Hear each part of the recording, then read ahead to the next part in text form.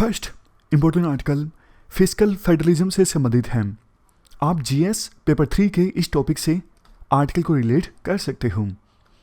क्या कंटेक्स्ट है? देखो, कोविड-19 की सेकेंड वेव के बाद अब देश की इकोनॉमिक सिचुएशन धीरे धीरे इंप्रूव होने लगी है, बट इस इकोनॉमिक रिकवरी को गति प्रदान करने के लिए हाल ही में सेंट्रल गवर्नमेंट की स्टेट्स के साथ मीटिंग ऑर्गेनाइज हुई। मतलब हमारे देश के जो यूनियन फाइनेंस मिनिस्टर हैं उन्होंने स्टेट्स के चीफ मिनिस्टर्स की मीटिंग बुलाई। तो जो बीजेपी रूल्ड स्टेट्स हैं उन स्टेट्स के तो चीफ मिनिस्टर्स ने पार्टिसिपेट किया, बाकी जो अपोजिशन रूल्ड स्टेट्स हैं उन्होंने अपने फाइनेंस मिनिस्टर को भेज दिया इस मीटिंग को अटेंड करने के लिए।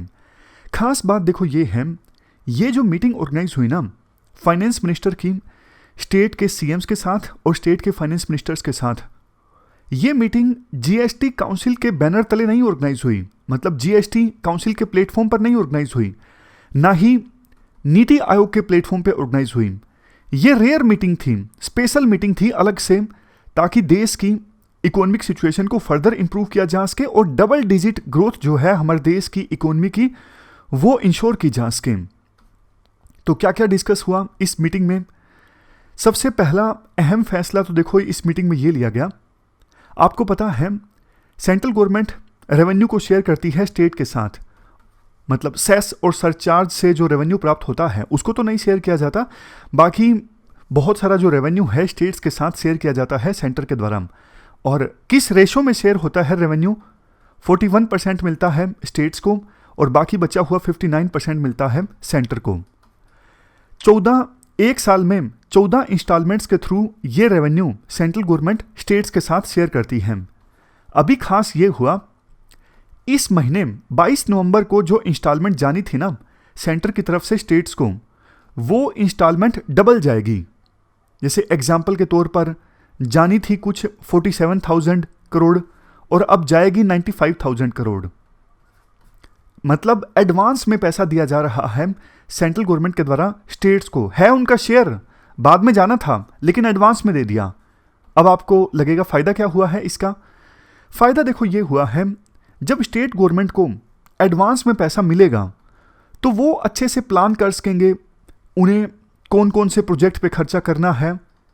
मतलब एडवांस पैसा उनके हाथ में होगा तो वो बेहतर ढंग से कैपिटल एक्सपेंडिचर कर सकेंगे। कैपिटल एक्सपेंडिचर जैसे स्कूल बनवा दिया, एक्सप्रेसवे बनवा दिया, ब्रिज बनवा दिया, ये जो इंफ्रास्ट्रक्चर है ना लॉन्ग लास्टिंग, वो होता है कैपिटल एक्सपेंडिचर।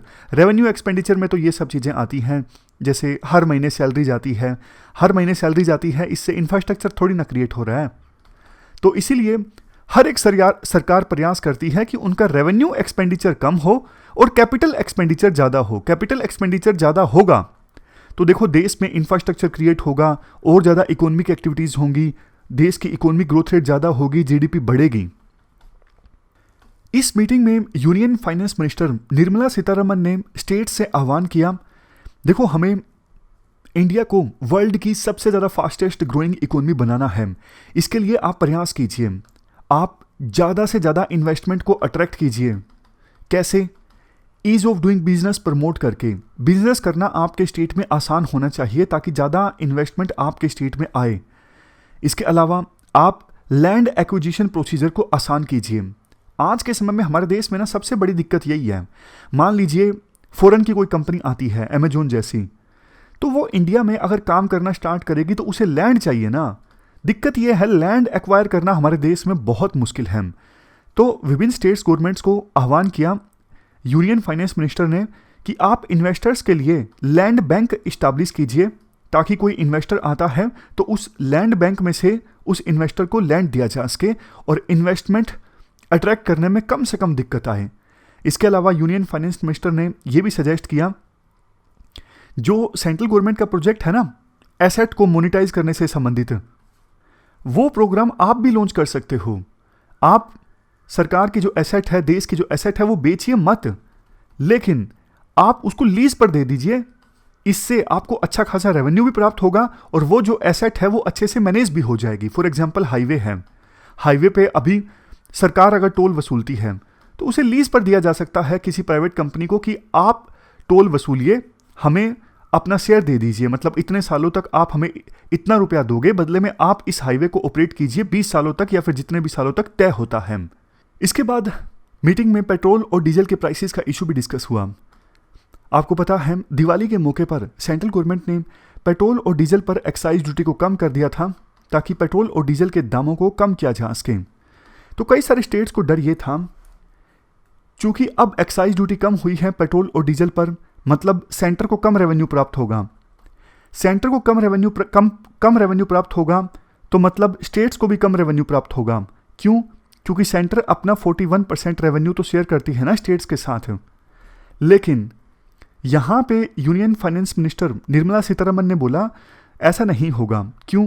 क्योंकि देखो पेट्रोल और डीजल पर जो सेंट्रल गवर्नमेंट के द्वारा एक्साइज ड्यूटी लगाई जाती है ना, वो इस प्रकार से होती है, बेसिक एक्साइज ड्यूटी प्लस में एडिशनल एक्साइज ड्यूटी प्लस में सेस। तो हम जो एक्साइज ड्यूटी को कम करेंगे ना, वो सेस और एडिशनल जो एक्साइज ड्यूटी है इससे कम करेंगे। अब एडिशनल एक्साइज ड्यूटी और सेस से जो रेवेन्यू प्राप्त होता है वो तो सेंटर स्टेट्स के साथ शेयर करती नहीं, और यहाँ से अगर एक्साइज ड्यूटी कम होगी तो मतलब स्टेट्स के रेवेन्यू पर कोई फर्क नहीं पड़ेगा। स्टेट्स का जो रेवेन्यू मिलता है वो तो बेसिक एक्साइज ड्यूटी से मिलता है, बेसिक एक्साइज ड्यूटी उतनी ही है, इसे कम नहीं किया गया है। ये भरोसा सेंट्रल गवर्नमेंट ने स्टेट्स को दिलवाया। इसके बाद ये भी इशू डिस्कस हुआ, क्या पेट्रोल और डीजल को जीएसटी के तले लाना चाहिए। इस पर निर्मला सीतारमन ने ये कहा, देखो ये तो स्टेट्स को डिसाइड करना होगा जीएसटी काउंसिल की मीटिंग में।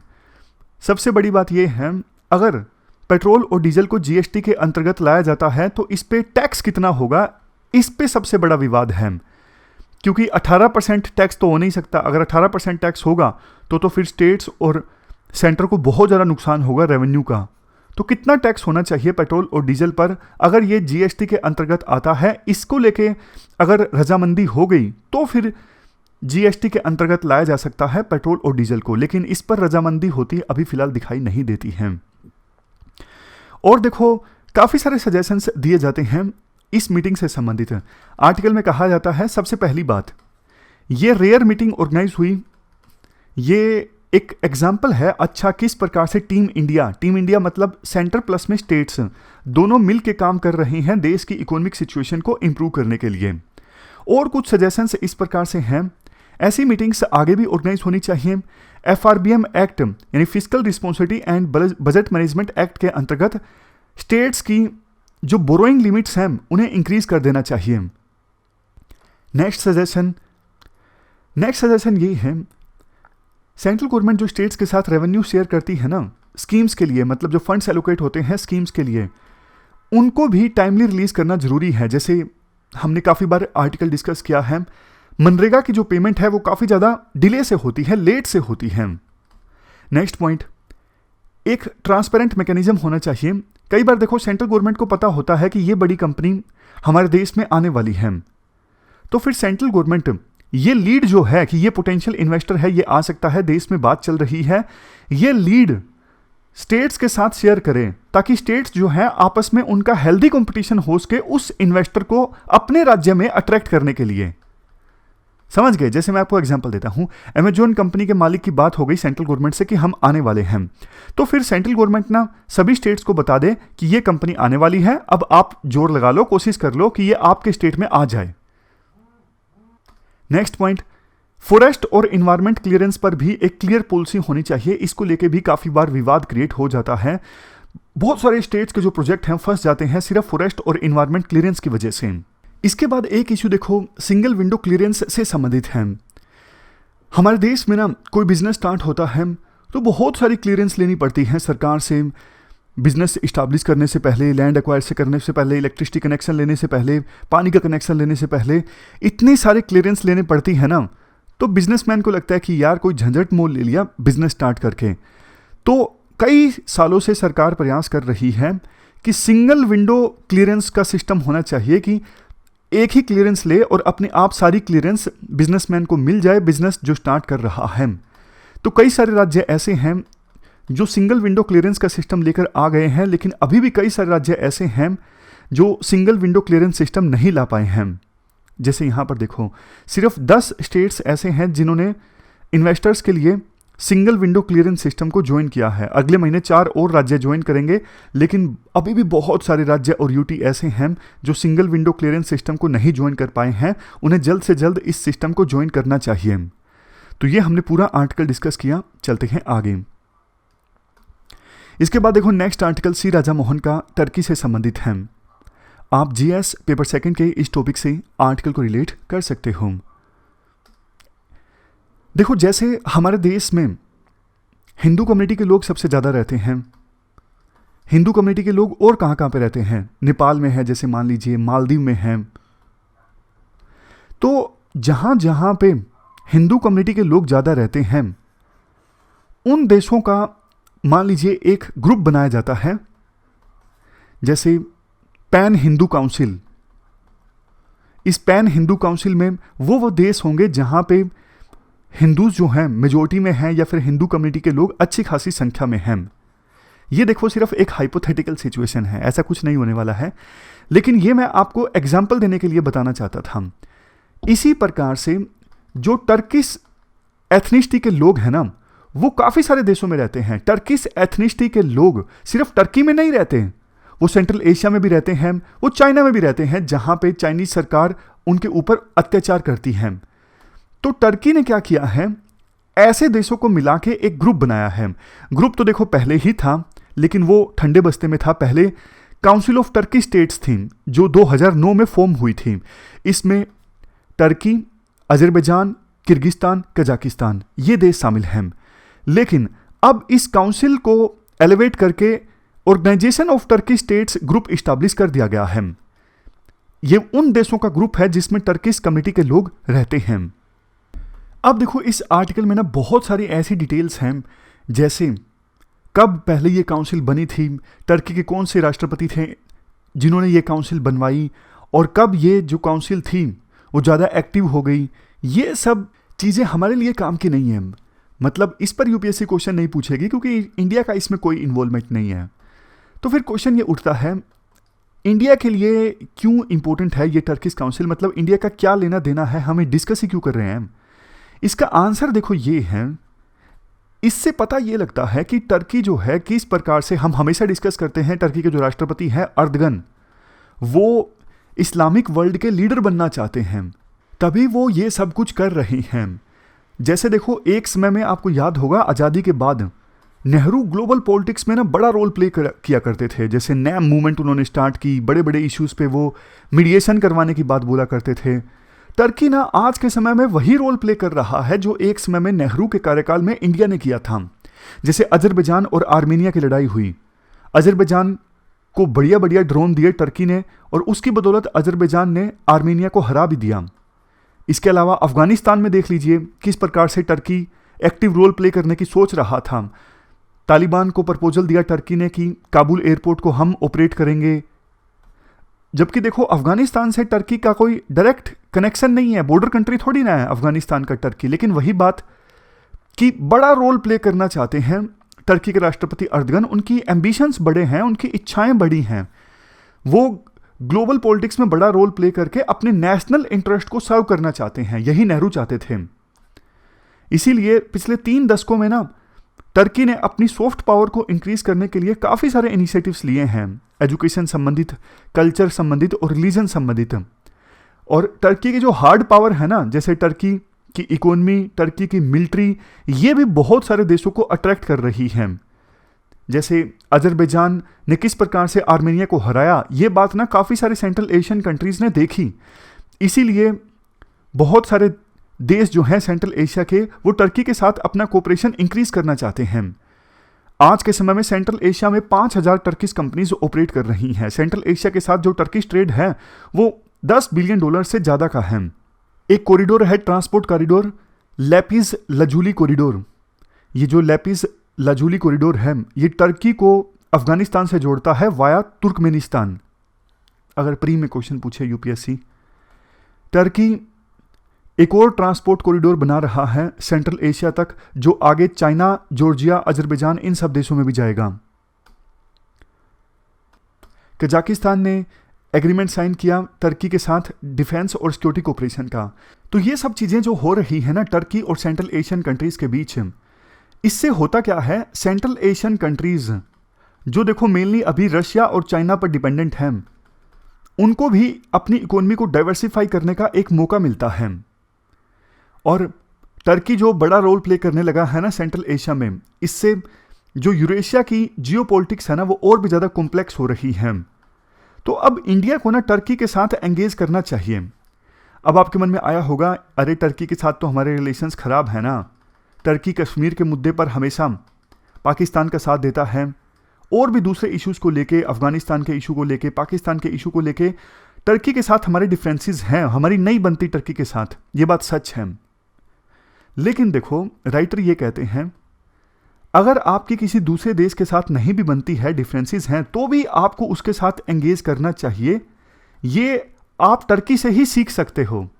जैसे एग्जाम्पल के तौर पर टर्की अभी नाटो का मेंबर है, यूएसए लेड ग्रुप है नाटो, बावजूद इसके Turkey S-400 missile defence system Russia से परचेज कर रहा है। S-400 missile defence system Turkey Russia से परचेज कर रहा है, बावजूद इसके अजरबैजान और आर्मेनिया की लड़ाई हुई ना, तो टर्की ने अजरबैजान का साथ दिया, जबकि आर्मेनिया के साथ रशिया की फ्रेंडशिप ट्रीटी है, युद्ध में साथ देने की ट्रीटी है। तो मतलब दूसरे देश के साथ आपकी दोस्ती है, दुश्मनी है, जो भी आपका रिलेशनशिप है दूसरे देश के साथ, इसका रिजल्ट ये नहीं निकलना चाहिए कि आप हार्ड स्टेप्स ना लो या फिर आप दूसरे देश के साथ एंगेज ना करो। ये टर्की ने साबित करके दिखाया है। तो इंडिया को टर्की के साथ कम से कम एंगेज जरूर करना चाहिए। टर्की पाकिस्तान का साथ देता है बहुत सारे इश्यूज पर, लेकिन अगर इंडिया टर्की के साथ एंगेज करेगा तो एटलीस्ट इंडिया टर्की की ओपिनियन तो इन्फ्लुएंस कर सकता है ना। दूसरा देखो, मेडिटेरेनियन सी रीजन में बहुत सारे ऐसे देश हैं जिनकी टर्की के साथ नहीं बनती, जैसे साइप्रस है, ग्रीस है। तो इंडिया इनके साथ भी अपनी रिलेशनशिप मजबूत करे टर्की पे प्रेशर डालने के लिए, ताकि टर्की को भी मजबूर होना पड़े इंडिया के साथ एंगेज करने के लिए। साइप्रस, ग्रीस जैसे देश जिनकी टर्की से दुश्मनी है, उनकी मदद इंडिया कर सकता है, ताकि टर्की इंडिया के पास आए और बोले कि भैया आप इनको मदद मत दीजिए। तो ये इंडिया के पास एक कार्ड होगा प्ले करने के लिए। जैसे टर्की पाकिस्तान का साथ देके इंडिया पे प्रेशर डालता है ना, उसी प्रकार से इंडिया साइप्रस और ग्रीस का साथ देके टर्की पे प्रेशर डाल सकता है। तो ये हमने पूरा इशू डिस्कस किया टर्की से संबंधित। एंगेज हमें टर्की के साथ करना चाहिए, व्यापार इंक्रीज करना चाहिए, ताकि टर्की की ओपिनियन को इन्फ्लुएंस किया जा सके। फिर लास्ट में राइटर ये भी बोलते हैं, देखो बनती तो टर्की की इजराइल के साथ भी नहीं, मुस्लिम वर्ल्ड का लीडर बनना चाहता है, लेकिन फिर भी इजराइल के साथ रिलेशनशिप तो है, इसलिए इंडिया को भी टर्की के साथ एंगेज करने के बारे में सोचना चाहिए। चलते हैं आगे। इसके बाद नेक्स्ट आर्टिकल चाइना और यूएस के राष्ट्रपति के बीच आयोजित हुई वर्चुअल मीटिंग से संबंधित हैं। आप जीएस पेपर 2 के इस टॉपिक से आर्टिकल को रिलेट कर सकते हो। देखो काफ़ी समय से तो आपको पता है कोविड चल रहा है, तो यूएसए और चाइना जो वर्ल्ड की दो सबसे बड़ी पावर्स हैं, इन दोनों के राष्ट्रपतियों के बीच मीटिंग नहीं ऑर्गेनाइज हो सकी, लेकिन अब जाके वर्चुअल मीटिंग ऑर्गेनाइज हुई। तो वर्चुअल मीटिंग की कोई मेजर ब्रेक थ्रू तो सामने नहीं आया कि हाँ किसी बड़े इशू पर सहमति बनी हो, लेकिन दोनों देश जो हैं वर्ल्ड की बड़ी पावर्स हैं, दोनों के देशों में के बीच अगर रिश्ते खराब होते हैं तो इसका असर पूरे वर्ल्ड पर देखने को मिलता है, पूरे वर्ल्ड की इकोनॉमी पर देखने को मिलता है। तो कौन कौन से इश्यूज डिस्कस हुए इस मीटिंग के दौरान? मीटिंग के आउटकम के बारे में देखो, एक सबसे बड़ा जो विवाद रहा ताइवान को लेकर रहा। ताइवान चाइना के लिए बहुत ज़्यादा इमोशनल इशू है, आपको पता है। तो मीटिंग के बाद जहां एक तरफ चाइना की सरकार ने यह दावा किया कि बाइडेन ने मान लिया है कि वो ताइवान की इंडिपेंडेंस को सपोर्ट नहीं करते हैं, जबकि दूसरी तरफ यूएसए ने यह कहा कि नहीं आप झूठ बोल रहे हो, हमारी जो ताइवान को लेके जो स्टैंड है पहले जैसा ही है। स्टैंड ये है यूएसए का, हम ताइवान के बारे में चाइना की जो वन चाइना पॉलिसी है ना उसे एक्नोलेज तो करते हैं लेकिन रिकॉग्नाइज नहीं करते। इन दोनों के बीच में डिफरेंस है। एक्नोलेज करना तो मतलब देखो आपने कोई बात बोल दी तो मैं उस बात को एक्नोलेज कर रहा हूं, इसका मतलब मैं मान रहा हूं कि आपने वो बात बोली है। और रिकॉग्नाइज करने का मतलब ये है कि आपने जो बात बोली है मैं उसका समर्थन कर रहा हूं। समझ रहे हो, ये डिफरेंस है। तो जो यूएसए के फॉरेन सेक्रेटरी है ना, उन्होंने एक बात ये बोली, हांगकांग में जो चाइना की सरकार अत्याचार कर रही है, जिंगजियांग में ताइवान का इशू, ये सब जो इशू है ना ये इंपॉर्टेंट है, क्योंकि वर्ल्ड में अगर रूल बेस्ड इंटरनेशनल ऑर्डर नहीं आता है ना, इन सब इश्यूज पर चाइना अपनी मनमानी करता है, तो ये रूल बेस्ड इंटरनेशनल ऑर्डर के अगेंस्ट होगा। और जो चीज़ फिर रूल बेस्ड इंटरनेशनल ऑर्डर के अगेंस्ट जाती है तो इससे पूरे वर्ल्ड की जो पीस है वो थ्रेटन होती है। तो इसलिए ये जो इश्यूज है ना, इनको डिस्कस करना जरूरी है। ये चाइना के इंटरनल मैटर्स नहीं है। ये बात यूएसए के फॉरेन सेक्रेटरी एंटनी ब्लिंकन ने बोली। देखो, एक मीटिंग से यूएसए और चाइना के बीच इश्यूज रिजोल्व नहीं होने वाले हैं। इन दोनों देशों के बीच जो डिफरेंसेस हैं ना, वो स्ट्रक्चरल डिफरेंसेस हैं।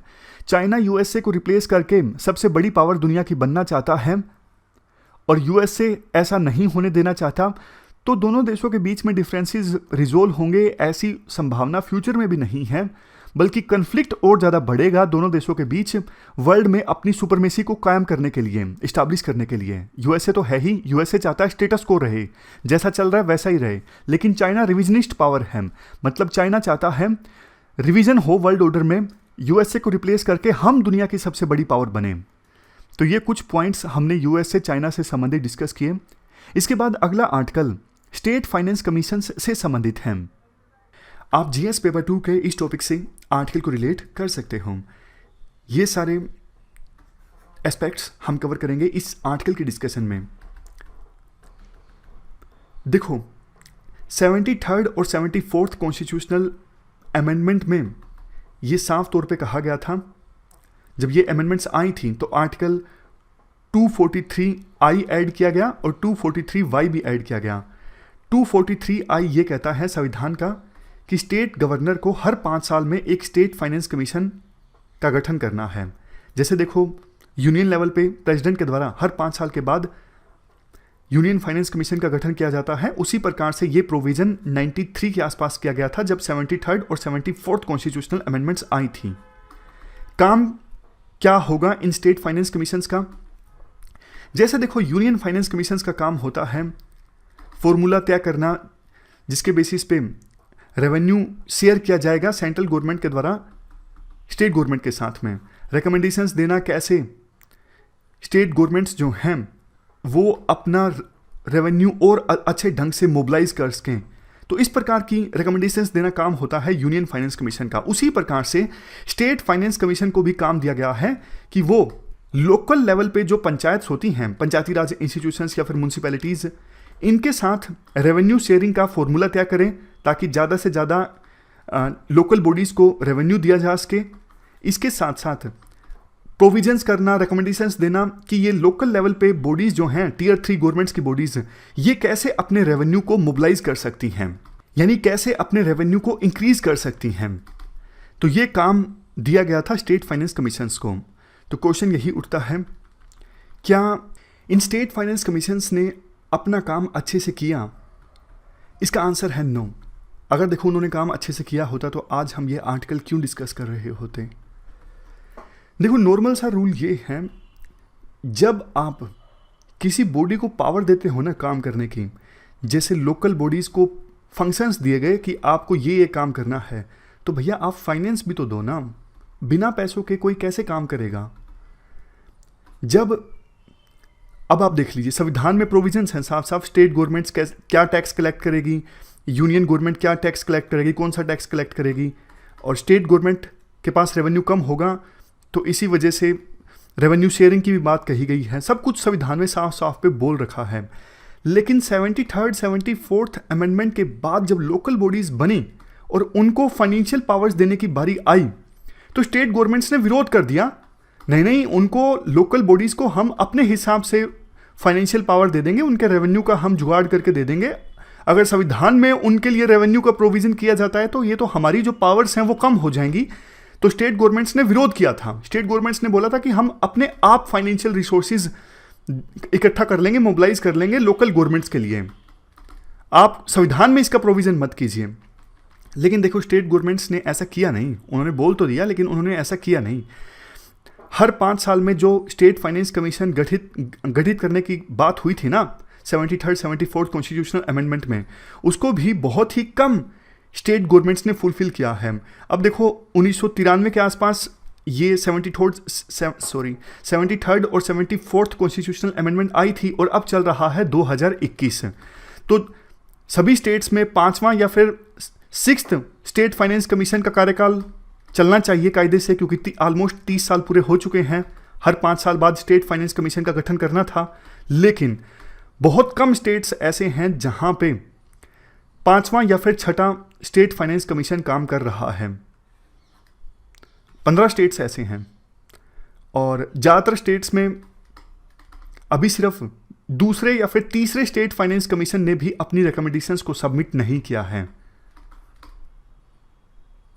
जब देखो 14th यूनियन फाइनेंस कमीशन ने अपनी रिपोर्ट सौंपी थी, यूनियन फाइनेंस कमीशन की हम बात कर रहे हैं, तो यूनियन फाइनेंस कमीशन ने अपनी रिपोर्ट में कहा था कि स्टेट फाइनेंस कमीशंस को विभिन्न स्टेट्स के द्वारा टाइमली गठित करना चाहिए ताकि वो state finance commissions revenue share करने संबंधित रिकमेंडेशंस देश के लोकल बॉडीज के साथ हैं।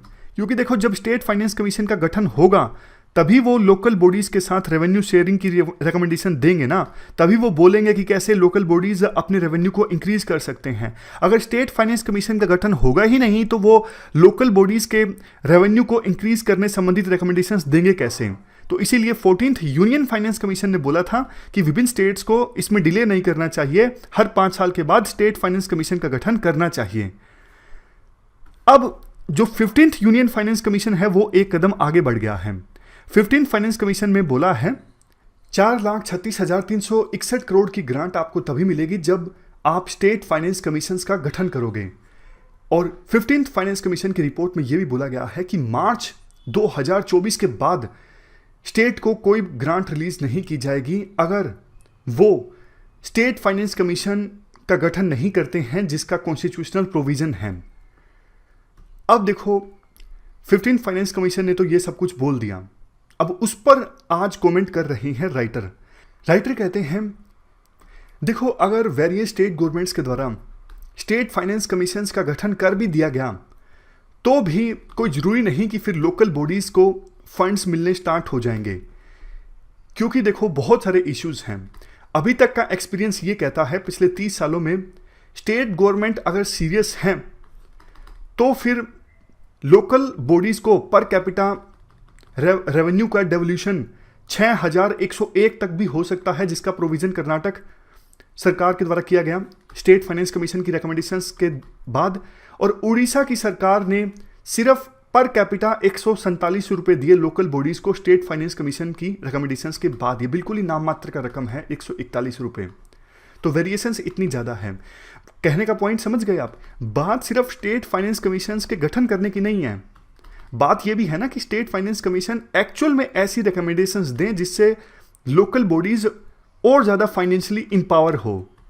आमतौर पे होता क्या है ये भी देखा गया है, स्टेट फाइनेंस कमीशन का गठन कर भी दिया जाए तो उसमें स्टेट लेवल के ब्यूरोक्रेट्स होते हैं, लोकल पॉलिटिशियंस होते हैं जिनको फाइनेंशियल मामलों की इतनी समझ नहीं होती। अब यूनियन फाइनेंस कमीशन का जब गठन होता है उसमें तो इतने बढ़िया बढ़िया मेंबर होते हैं, NK सिंह जिनकी बहुत ज़्यादा रेपुटेशन है। ये देखो अच्छी बात है, मतलब अभी तक स्टेट फाइनेंस कमीशन के जितने भी गठन हुए ना मेंबर्स उसमें बहुत जाने माने थे, एक्सपर्ट्स थे। लेकिन स्टेट फाइनेंस कमीशंस में मेंबर उतने एक्सपर्ट्स होते नहीं हैं, उनके पास नॉलेज का अभाव होता है, तो वो उतने अच्छे से रिकमेंडेशंस दे भी नहीं पाते। तो ये भी इंश्योर करने की आवश्यकता थी यूनियन गवर्नमेंट को, या फिर 15th फाइनेंस कमीशन की रिकमेंडेशंस में कुछ सुझाव देने चाहिए थे कि कैसे ये इंश्योर किया जा सकता है कि स्टेट फाइनेंस कमीशन का गठन करने के बाद भी लोकल गवर्नमेंट्स को फायदा हो। ऐसा नहीं कि नाम के लिए गठन कर दिया गया, बाद में रिपोर्ट ही नहीं सबमिट हुई, ठंडे बस्ते में डाल दिया गया, 2 साल लेट रिपोर्ट सबमिट हो रही है और रिपोर्ट सबमिट होने के बाद भी कोई एक्शन नहीं लिया जा रहा है। ऐसा नहीं होना चाहिए। इसके बाद आर्टिकल में एक पॉइंट ये भी बोला जाता है, देखो जब यूनियन फाइनेंस कमीशन अपनी रिकमेंडेशन देते हैं तो फिर इतने सारे स्टेट्स में रेवेन्यू डिवाइड करने के लिए फॉर्मूला वो बताते हैं, जबकि स्टेट फाइनेंस कमीशन का काम तो और भी मुश्किल है क्योंकि लोकल बॉडीज़ की संख्या किसी स्टेट में बहुत ज़्यादा होती है। तो ये पता लगाना किस लोकल बॉडी की आवश्यकता कितनी है ये आसान काम नहीं है, बल्कि स्टेट फाइनेंस कमीशन में तो और भी ज़्यादा एक्सपर्ट लोग होने चाहिए, तभी वो अच्छी रिपोर्ट बना सकते हैं, अच्छी रिकमेंडेशंस स्टेट गवर्नमेंट को दे सकते हैं। तो कंक्लूजन में लास्ट में यही बोला जाता है, सबसे पहले तो देखो जो लोकल बॉडीज़ हैं वो भी अपने आप को थोड़ा संगठित करें। जैसे देखो जब 15th फाइनेंस कमीशन का गठन किया गया था तो वेरियस स्टेट्स को कुछ शिकायतें थी, तो वेरियस स्टेट्स के चीफ मिनिस्टर्स ने आपस में मुलाकात की ताकि सेंट्रल गवर्नमेंट के ऊपर प्रेशर डाला जा सके। देखो, यही प्रयास लोकल बॉडीज के द्वारा भी तो दिखने चाहिए ना। लोकल बॉडीज अगर मिल के प्रेशर डालेंगी स्टेट गवर्नमेंट के ऊपर तो स्टेट गवर्नमेंट को मजबूर होना पड़ेगा लोकल बॉडीज को पावर देने के लिए। यहां पे हम फाइनेंशियल पावर की बात कर रहे हैं। दूसरा, ये बोला जाता है सजेशंस में कि जो सिटीजन्स हैं वो भी देखो स्टेट फाइनेंस कमीशन की रिपोर्ट्स को स्क्रूटिनाइज करें और स्टेट गवर्नमेंट्स की जवाबदेही तय करें। तीसरा, देखो थोड़ा और रिसर्च करने की आवश्यकता है। कर्नाटक जिसने लोकल बॉडीज को ज़्यादा रेवेन्यू दिया, वहाँ पर कैसे डेवलपमेंट आई, क्या उसका इम्पैक्ट हुआ। उड़ीसा जिसने कम रेवेन्यू दिया लोकल बॉडीज को, पर कैपिटा सिर्फ 147, तो वहाँ पे क्या नेगेटिव इम्पैक्ट देखने को मिला। थोड़ा और रिसर्च की आवश्यकता है ताकि वेरियस स्टेट गवर्नमेंट्स और मोटिवेट हों लोकल बॉडीज को और ज़्यादा फाइनेंशियल पावर्स देने के लिए। तो 15th फाइनेंस कमीशन में जो रिकमेंडेशन दी गई है ना, 2024 के बाद कोई ग्रांट ना दी जाए स्टेट्स को अगर वो स्टेट फाइनेंस कमीशन का गठन नहीं करती हैं। देखो, इंटेंशन तो अच्छी है बट इससे कोई खास फायदा होगा नहीं, ऐसा राइटर बोलते हैं। तो ये पूरा आर्टिकल हमने डिस्कस किया। हमारी आज की इस डिस्कशन में इतना ही है। Thank you very much for discussion.